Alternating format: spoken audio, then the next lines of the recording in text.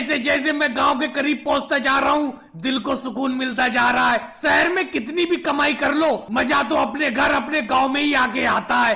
घर वापसी करके मुझे तो बहुत मजा आ रहा है। बिल्कुल राहुल, बिल्कुल सही कह रहे हो तुम। गांव बस थोड़ी सी दूरी पे रह गया है। हम सब लोग एक साथ मिलके शहर से अच्छी कमाई करके पूरे 6 महीने बाद गांव में लौटे हैं। गांव की वापसी करके बहुत मजा आ रहा है। लेकिन मोदी जी एक बात मैं आपसे कहूँ, मैं तो अब गांव में ही रहूंगा, यहीं पे खेती बाड़ी करूंगा। शहर में कमाने के लिए बिल्कुल नहीं जाऊंगा। यहीं पे गांव में रहने का मजा ही निराला है। पूरे 6 महीने शहर में काम करते रहे लेकिन गांव की याद आती रही। अब जैसी गांव में पहुंचने वाले हैं दिल को एक सुकून सा मिलता जा रहा है। योगी जी, अगर तुम यहाँ पे खेती बाड़ी करोगे रह के तो मैं भी अब शहर नहीं जाऊंगा। यही गाँव में ही एक 4-5 भैंसे खरीद के दूध बेचने का काम शुरू करूंगा। लेकिन मोदी जी एक बात बताऊं, मुझे तो वापस शहर ही जाना पड़ेगा, क्योंकि न मेरे पास योगी जी की तरह 2-4 बीघा जमीन है, ना ही आपके तरह मेरे पास ज्यादा पैसे हैं जिससे मैं भैंस खरीद के दूध का धंधा शुरू कर दूं। मैं तो जो शहर से 6 महीने में कमा के लाया हूँ,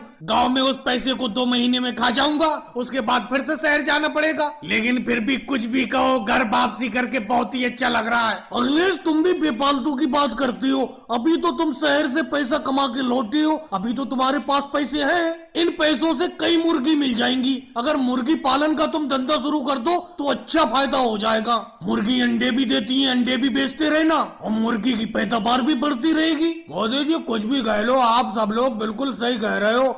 जो सुकून गांव में है, मेरा मतलब अपने घर पे है, वो सुकून कहीं पे नहीं है। मैं भी शहर कमाने के लिए अब बिल्कुल नहीं जाऊंगा। मैं भी 4-5 भैंसे खरीद के दूध का धंधा शुरू करूंगा। अरे लालू जी, बेफालतू की बात करते हो। भैंस खरीद के दूध बेचने का काम शुरू करने की बात तो मैंने की थी। आप कोई दूसरा कारोबार कर लेना गाँव में। मोदी जी तो आप ही दूसरा काम को ना कर लेना, मुझे तो भैंसी पालन अच्छा लगता है। भैंस